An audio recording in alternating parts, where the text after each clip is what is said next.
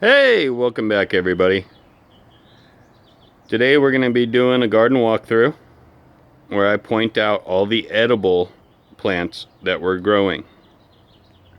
I'm excited to finally show you all the stuff that I just put in and all the new things that I got going on.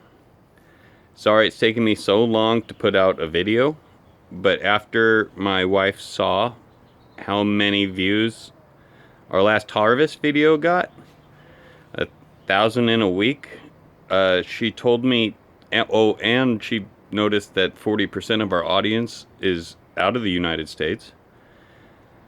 She told me I had to clean up before I could come outside and play. So, spent the past couple days cleaning up to make my backyard a little more presentable for the world. And once it passed my wife's okay, she said I can make another video. So, we're going to be doing this as quick as possible. I'm going to walk through. I made a little pointer stick. I'm going to point at things that are edible. Like this. This is a Moringa oleifera. I'm hoping it comes back. I'm hoping it's just dormant. But Moringa oleifera. Moringa. One of the healthiest things you can eat. Man, I wish it comes back. If not, I'm going to have to pull it up and move it. But moving on.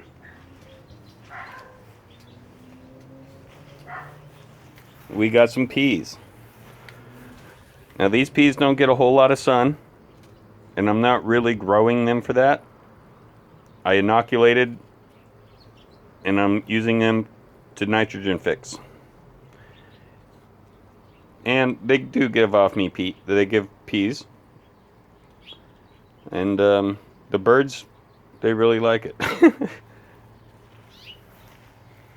Alright, moving on. We got some red vein sorrel, some Swiss chard, right next to some more sorrel, and that fell out of a seed tray that I put on the ledge, and I just left it.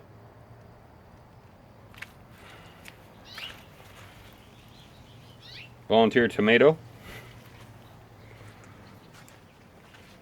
Here we got two different peach trees. This is a grafted peach tree. The rootstock kept on shooting up an offspring. I kept cutting it off. Eventually I stopped arguing with it, and now I'm blessed with two different peach trees in the same spot, and that one gives me fruit a month later. Just because I stopped arguing with it.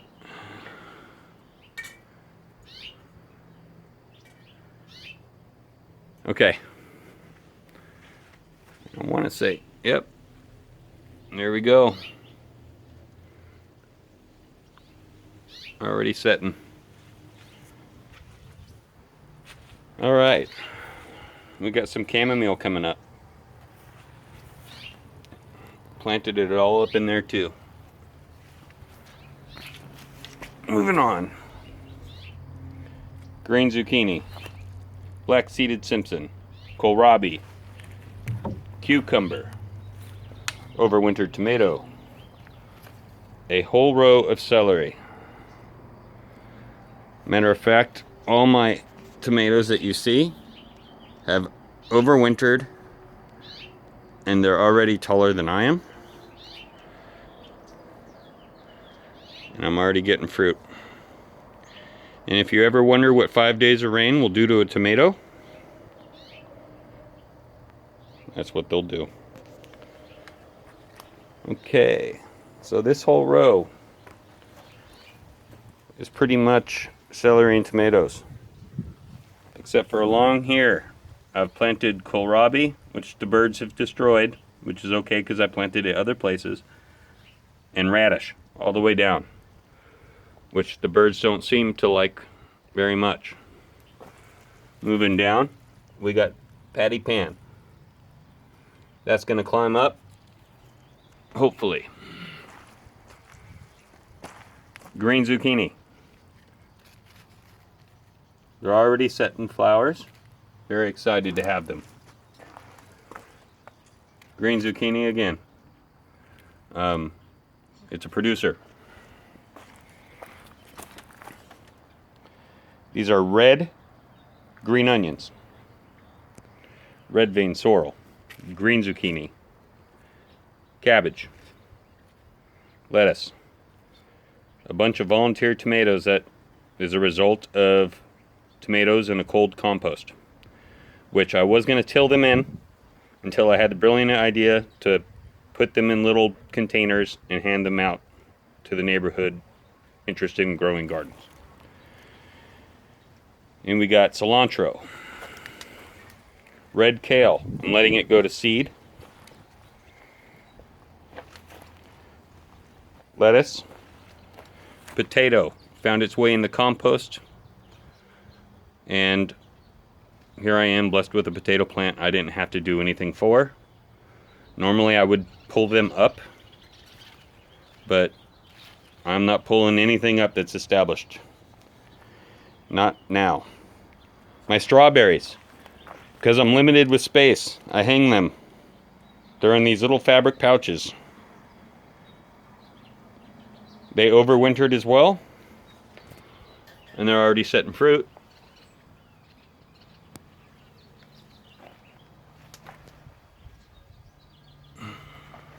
Okay.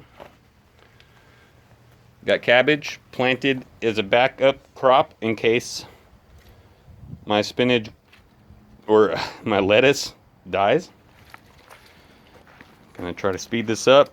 Okay, spinach. This is a newly planted bed of spinach.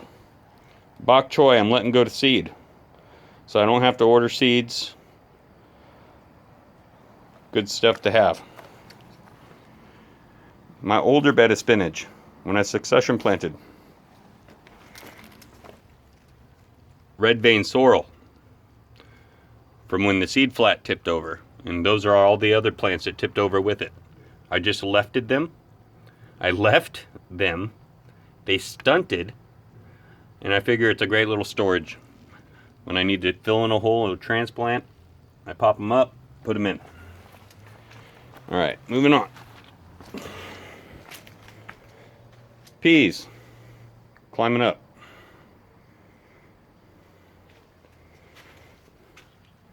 More peas. Climbing up. I planted these a while back, and the birds keep destroying them, which is okay because I plant them in other places. Lemon balm.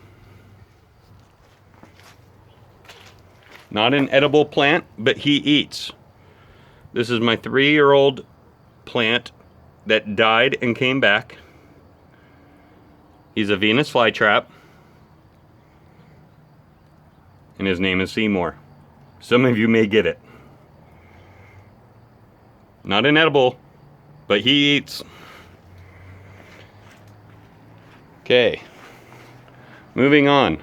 The only thing in this whole menagerie that's edible is this almost 2-story tall hibiscus tree that gives us wonderful, edible, delicious flowers. Smoothies, salads, walk off, take it off the plant, loaded in bee pollen, antioxidants, hibiscus. I can't wait till it blooms to show y'all. Alright, moving on. Goji berry that got severely wind burned. We had a really bad winds the other day and pretty much wind damage to every leaf. But it's already popping back. It's a goji, also known as wolfberry. Okay, this is a flower. We're not talking about flowers today. It's a mammoth dill. Letting it go to seed so I have more seeds and I can save seed for those who need it. Purposely did not put my seed order in so other people can have seeds. I know how to make my own. All right, we got Swiss chard coming up behind it, right next to kohlrabi and green onion. I'm pretty sure that that's the red variety green onion, but I'm not positive. Behind it, red vein sorrel, black-seeded Simpson. Now I got all this stuff planted on top of each other. We got some old cilantro that's just about done with, which is fine because things are overtaking it anyway, and we got more of it. Red kale, I'm letting this go to seed so I have more for winter. Strawberries are all up in here, along with goji berry runners that I plan on donating to people who want them. Kohlrabi.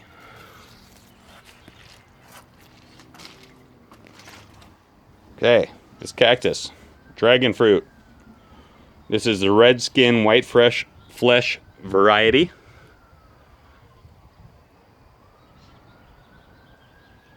Delicious fruit, $7 a piece in the market, free in the backyard. We got a pot of peas. Swiss chard following up behind it because the peas are gonna be done as soon as it heats up. The tendrils are edible as well as the pods. There's a massive cherry tomato. I believe it's called Midnight Snack, full of antioxidants. It's huge, it needs to be thinned out. Okay. Yellow summer squash, cabbage. Green zucchini, cabbage. A whole bed of spinach, peas, and lunchbox bell peppers with an Anaheim bell pepper at the end, which I'll show you a little bit more in a second. All right, this is a little bonus tip for anybody who stuck through this long. This is our bug motel. You can make one at home really quick. A lot of gardeners carry these bamboo sticks that I'm using, right? You take the end, use a screw, and you hollow it out. Find a way to either glue or wire or zip tie a bunch of these together, and you got your own pollinator house that you could literally make in minutes with something you probably already have. All right, moving on. That was my quick tip for the people who stuck it out. All right, we got a pomegranate. Wonderful is the variety name. Right underneath it, strawberries already fruiting. Right next to that, a pot with 4 different blueberries. I like to cross-pollinate my blueberries. I get bigger berries and more fruit. This is I've only had it 1 year in this pot. And it's already giving me, I don't know, for a 1 year, it's doing pretty good. Right next to that, we got a self-pollinating Bing dwarf, that's not dwarf at all, cherry tree. There we go, there's our little cherries popping up. Okay, right next to that is my grape tree. A lot of people like growing grapes up to save space.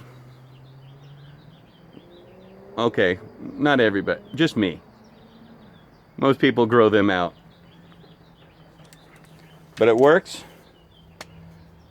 For a plant that would normally sprawl out, I don't know, 6 feet each side on a wire, I grow them all up. And boom. See if we can get it. There's my grapes. Red flame seedless grapes. Right there in your backyard. You don't have to go nowhere. Sharing in the pot of the cherry tree, we have strawberries, buttercup squash, more strawberries, And I believe I snuck, that's a patty pan, or no, that's a green zucchini. That's a green zucchini. That's why you need to label your stuff, people. All right, we got radish, red green onion, and buttercup squash. These love to travel. I had one practically wrap around my house halfway. Gave me maybe 10 fruit that year off of one plant. Over there, more green onion. You keep them sprawled out, you keep everything in different pots. So this way, one green onion goes, one clump in one pot. Hey, I got more. It's sharing a pot with a tangerine tree that I transplanted. It's being overtaken by my tomatoes, which overwintered and is giving me a lot of fruit, as you can see. And that's sharing a pot with itself, because frankly, it deserves it. If it's giving me tomatoes this early, I tell you, it's a keeper. Okay, backing out.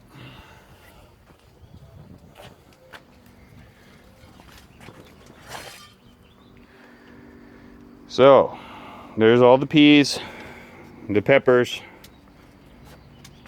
There's the Anaheim.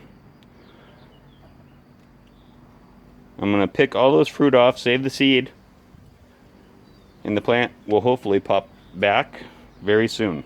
It's not very hot right now, but I still have green. Cilantro. Tons of spinach with a white beet right here. All of this is spinach, and I'll be changing it out soon as it bolts. Okay, next to that tomato that I showed you is a Meyer lemon.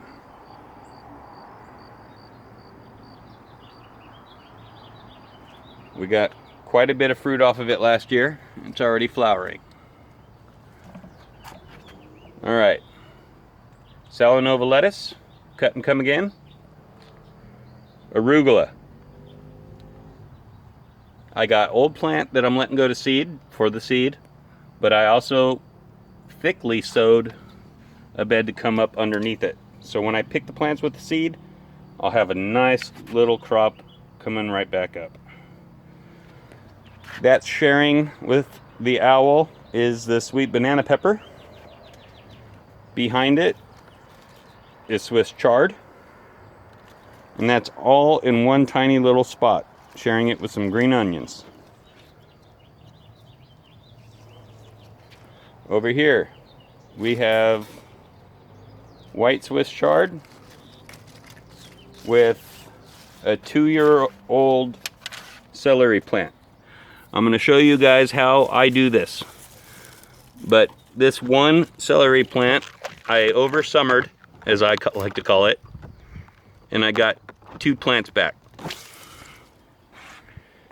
Basically what I do is when they're bolting, I cut them. The plant life will go away and the plant will regrow very shortly sometimes. Okay, this bed is beets. A bunch of beets.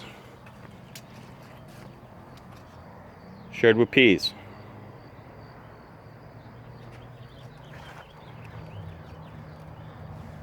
Got a tomato coming up behind that. Sweet banana pepper. Okay. Cilantro, rosemary. And some mushrooms. Those aren't edible.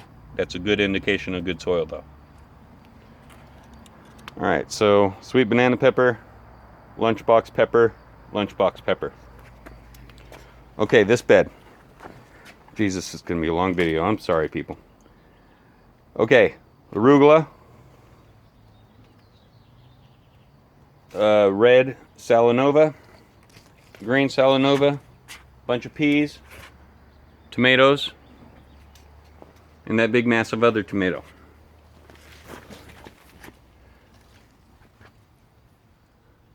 Bell pepper, lunchbox. Seeds that I left from last year to reuse. Just left them on the plant. Bell pepper, red kale,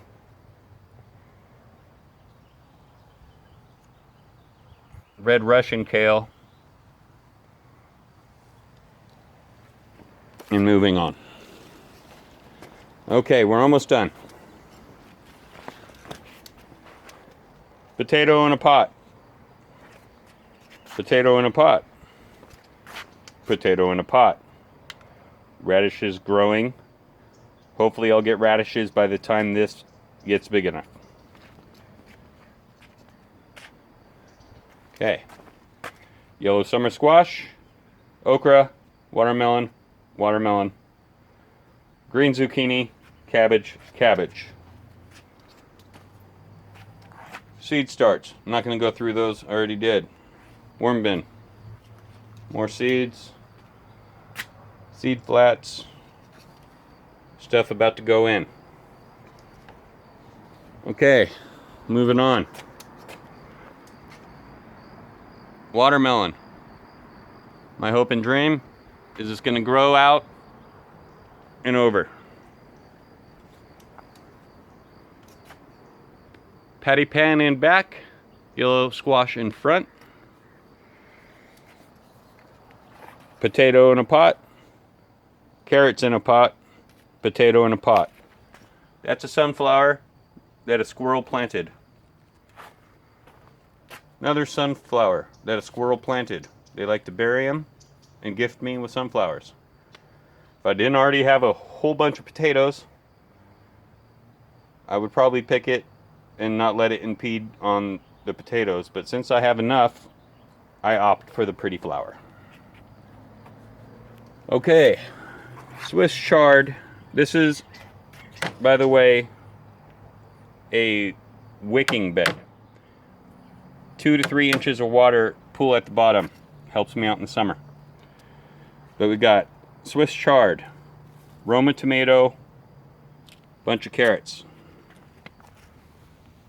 All the way down.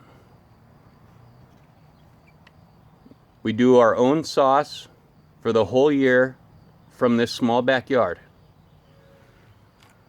using the Romas. This whole cage is Romas. I really like my sauce, and we make enough for the whole year. These are all carrots. Dual purpose. I get great carrots, and they also act as little aerators for the soil. So when the carrots are ready and I pull them up, I got little holes for the nutrients and the water to go in for my tomatoes. Anyways, that's a pretty nice row, if I do say so myself. Probably sow them thicker, but I got enough carrots. Okay, backtracking. I think I left off at the sunflower pot, but that's potato in a pot. We got some okra coming up. And don't forget your cats this apocalypse, people. Plant some catnip and some cat grass. This is catnip. I'll be doing cat grass later. 3 cucumbers. They're slicers. We got some corn coming up. This is how I start my corn. I don't have space to dedicate to corn while it's starting. Got some patty pan in back and Green Machine zucchini in front. Potatoes in a pot.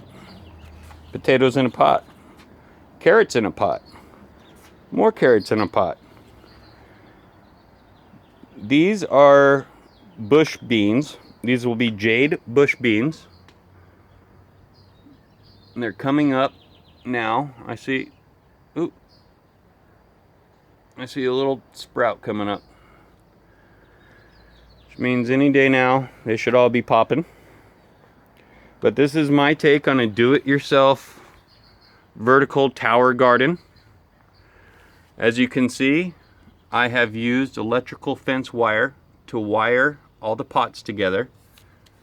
So, you know, they're in there. They're not moving. But that's my take of the Corona Apocalypse do-it-yourself green bean tower garden.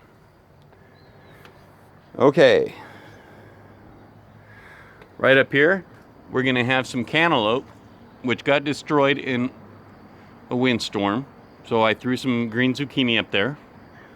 I have 3 cantaloupes left, but I'm not putting them in there until they get bigger. I'm not risking it. Learn my lesson from that one. Okay, moving on. My last project I did for the wife, she wanted an herb garden, all the herbs in one spot, so she didn't have to look through all that stuff that I just showed you. So we got basil, cilantro in a pot. I'm probably going to put chives as a border. I'm going to do some other fun things with this. I just haven't figured it out. Transplanted some basil. And we got some rosemary there. Quick little tip. If you stuck through this long, let me show you how you can transplant basil when you sow too much.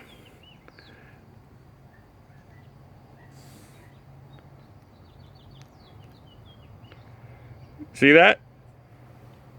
Watch. Stick a finger in there. So, little hole. Pop it in. Close it up. And that's how easy it is to transplant.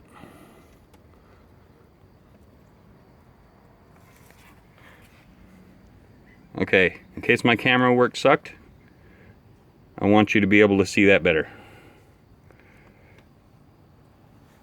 Let's see if I can do it a little bit better for you people.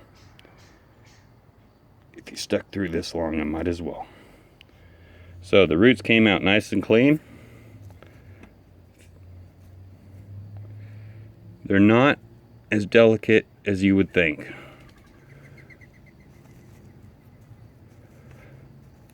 And boom.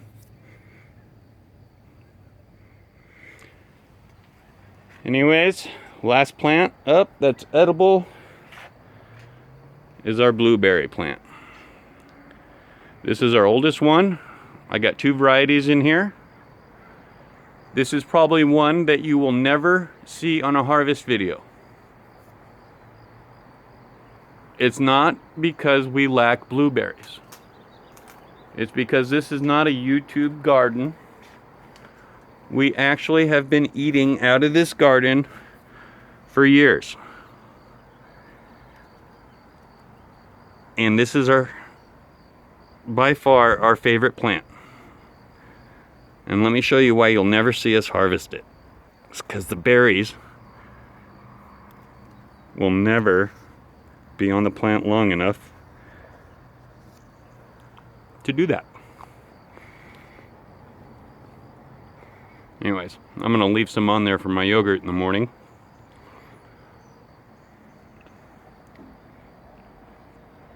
They like an acidic soil, and let me tell you, save a lot of money growing them at home.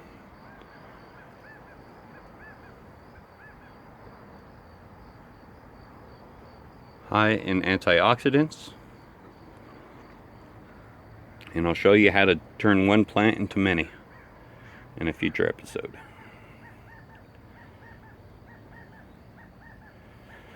Alright, that wraps it up for all my new and old edible plants for now.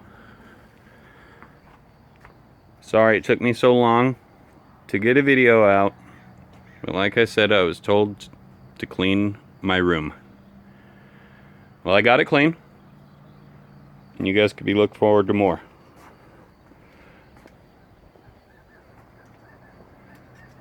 I hope everybody stays safe. stays healthy, and grow on. Tomorrow will be a harvest video.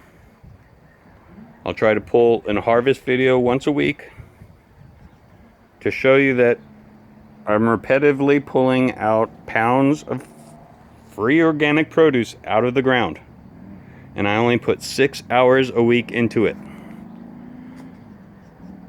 Well, until now. I got a lot of free time now. But back in the day when I was working, 6 hours every Saturday, I was able to accomplish this.